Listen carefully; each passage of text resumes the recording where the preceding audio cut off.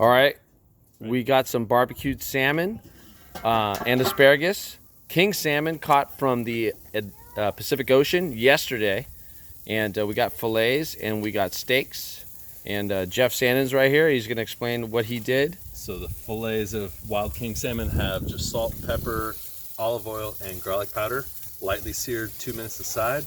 We got our hot links. We got our experimental potlatch king salmon fillet, teriyaki salmon fillet, and then we have our asparagus marinated with a little olive oil, lemon olive oil, and a buttery steak rub by Kinder's. We're just gonna flip these guys lightly because these guys are almost done. 1 minute to go here.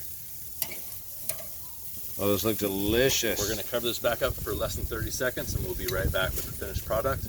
And of course, as always, before we finish off the product, a quick cheers with a little bourbon and Coke.